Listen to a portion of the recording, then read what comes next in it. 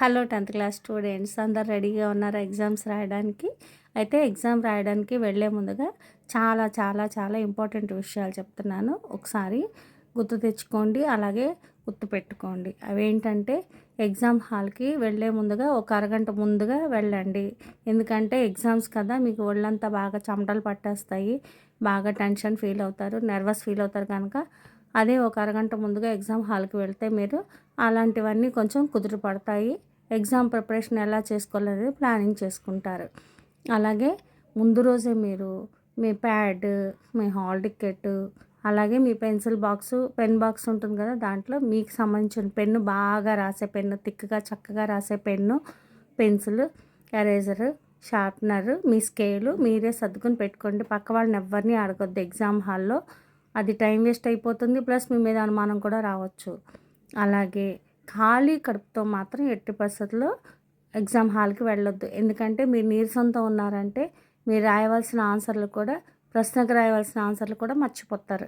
అందుచేత ఖాళీ కడుపుతో వెళ్ళే కన్నా 2 ఇడ్లీ కానీ, కొంచెం ఉప్మా కానీ, లేకపోతే ఏదో ఒకటి కొంచెం తక్కువ మోతాదులో తీసుకుని వెళ్ళండి. ఎక్కువ మోతాదులో తీసుకోకుండా ఏ టిఫిన్ తిన్నా కూడా చిన్న డైరీ మిల్క్ చాక్లెట్ ఒకటి తినేసి వెళ్ళండి. ఎందుకంటే ఇది కార్బోహైడ్రేట్స్ కనుక మీ ఎనర్జీ లెవెల్స్ని బ్యాలెన్స్ చేస్తుంది. అలాగే ఏ ప్రశ్నకి సమాధానం అయినా మర్చిపోకుండా మీరు చదువుకున్న ప్రిపేర్ అయినవన్నీ కూడా మర్చిపోకుండా ఎగ్జామ్ బాగా రాసేలా చేస్తాయి. కనుక కొద్దిగా టిఫిన్ ప్లస్ ఒక డైరీ మిల్క్ చాక్లెట్. ఖాళీ కడుపుతో ఎట్టి పరిస్థితుల్లో వెళ్ళకండి. ఖాళీ కడుపుతో ఉన్నారంటే మీరు చదువుకున్నవన్నీ మర్చిపోతారు. ఎందుకంటే బ్రెయిన్కి ఎనర్జీ అందాలి కనుక. సరేనా?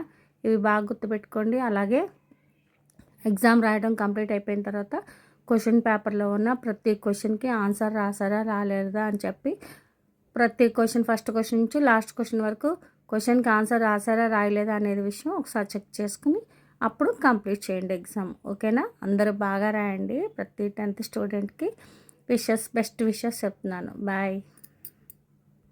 ఆన్సర్లు అన్నీ రాసేసిన తర్వాత ఒక్క క్వశ్చన్కి ఆన్సర్ కంప్లీట్ అయిపోయిందంటే వెంటనే దానికి పెన్సిల్తో బాక్స్ లైన్ కుట్టేసి ఒక బాక్స్ ఫామ్ చేయండి. ప్రతి క్వశ్చన్ ఆన్సర్ కంప్లీట్ అయిపోయిన తర్వాత ఒక బాక్స్ లైన్ ఫామ్ చేసి లైన్ కొట్టేసి బాక్స్ ఫామ్ చేయండి.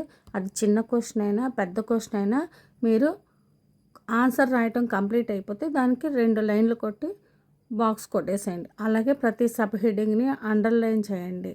అలాగే మీ పదానికి గ్యాప్ ఇవ్వండి. హ్యాండ్ రైటింగ్ బాగా రాస్తే కనుక మీకు మార్కులు ఇట్టే వచ్చి పడిపోతాయి. కనుక హ్యాండ్ రైటింగ్ బాగా రాయండి. రోమన్ నెంబర్స్ కరెక్ట్గా వేయండి.